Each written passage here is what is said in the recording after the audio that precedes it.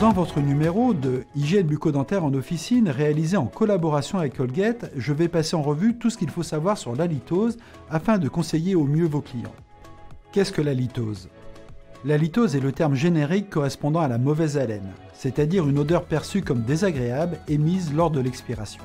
Cette mauvaise odeur est due principalement à l'expiration de composés malodorants appelés composés volatiles sulfurés, les CVS. Quelles sont les origines de l'halitose ? 90% des cas d'halitose sont d'origine buccale. Dans ce cas, la mauvaise haleine provient de la transformation des débris alimentaires en composés métaboliques malodorants par des bactéries. L'halitose peut être le résultat d'une hygiène bucco-dentaire insuffisante et le signe d'une inflammation gingivale ou parodontale. Toutefois, elle est due majoritairement aux bactéries de l'enduit lingual. Les 10% des cas d'halitose restants sont d'origine générale, pathologie ORL, affection gastrique, affection intestinale et systémique. Tout commence avec les protéines essentiellement issues de l'alimentation qui vont être dégradées par les enzymes salivaires dans la première phase de la digestion. Ces protéines contiennent une certaine proportion d'acides aminés soufrés et c'est là que les bactéries anaérobies entrent en jeu. Elles disposent en effet d'un équipement enzymatique qui va leur permettre de transformer ces acides aminés en composés malodorants appelés composés volatiles sulfurés. Notons également que les régimes hyperprotéinés et la diminution du flux salivaire sont des facteurs de risque d'halitose. Quelle prise en charge de l'halitose en ambulatoire ? En ambulatoire, il y a deux prises en charge possibles. Il y a les produits qui ne vont pas agir sur la cause en ne réduisant pas la charge bactérienne, mais agir sur les symptômes et masquer la mauvaise haleine, comme certains sprays, pastilles et chewing-gum mentholés.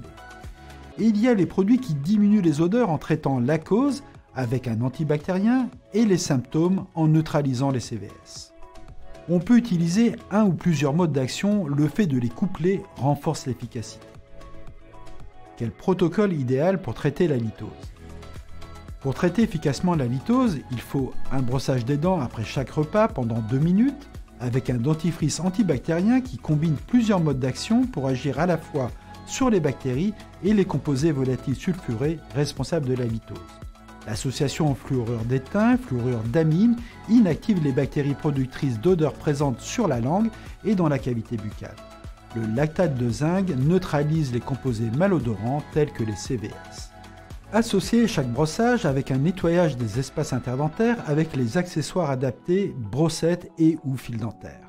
Cette action permet d'éliminer les débris alimentaires et la plaque dentaire. En cas d'halitose, éliminez tous les jours l'enduit lingual à l'aide d'un gratte-langue ou d'une brosse à dents adaptée.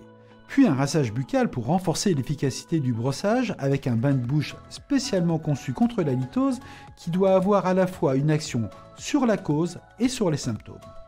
Il doit aussi ne pas contenir d'alcool, l'alcool entraînant une déshydratation des muqueuses et de la gencive favorisant l'halitose.